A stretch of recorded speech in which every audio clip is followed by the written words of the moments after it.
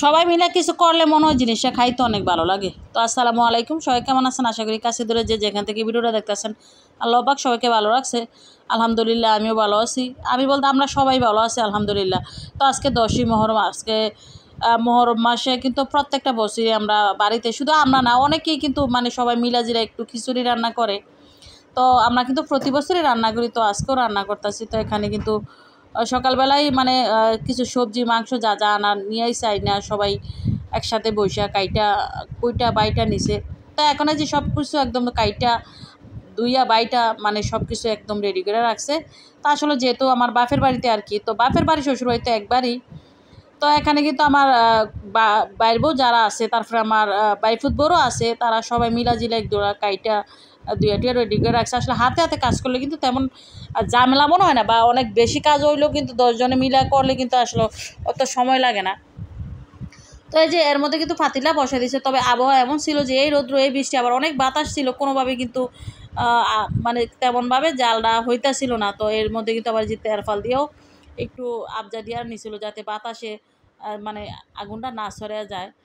তো আসলে প্রথমে কিন্তু চাল ডালটা বসে পরে এক এক করে সবগুলো সবজি দিছে আর কি। তো যেহেতু বর্ষাকাল, আসলে তেমনভাবে সবজি এখন লাউ কুমড়া আর পেঁপে আলু আর টমেটো দিছে, সব কিছু মিলে আর কি দেওয়া হয়েছে। তো এখানে তো আসলে সবাই মিলাজিলা রান্না করলে যে কোনো জিনিসই খাওয়া যেমন তেমন আনন্দটা একটু বেশি আর কি। সবাই মিলে একসাথে কাজ কইরা খাওয়া দাওয়া সবচেয়ে মানে সব কিছুই ভালো লাগে। তো এখানে কিন্তু আবার এই যে লাকড়ি চুলা আমার বড় ভাবি আবার দেখা গেছে যে মাংসটা বসাই দিছে, মানে মাংসের কাছে বড় ভাবিরে বসাই দিছে, এটা বড় ভাবি রান্না করতেছে। যখন আমি কাছে গিয়ে ভিডিও করতেছিলাম অনেক সুন্দর গ্রান আসছিল মাংসটা থেকে, খুবই ভালো লাগছে আর কি গ্রানটা দেখে। তো আসলে আমি তো সবসময় ছিলাম না, তবে ফাঁকিটা 2বার গিয়ে আমি একটু ভিডিও করে আসলে আমি তো গেছি আমার স্বার্থে আর কি। তবে আমার কোনো কাজ টাজ করা লাগে নাই, সবে আবার দেখা গেছে আমাদের বাড়িতে যারা আছে যে বউগুলো আর কি, আমার বাইর বউ বা বাতিজা বউ, মানে সবাই ওরা মিলাজিলা সব কিছু আর কি কাজ টাজ করে। তারপর আমার বোনেরও আসছিল।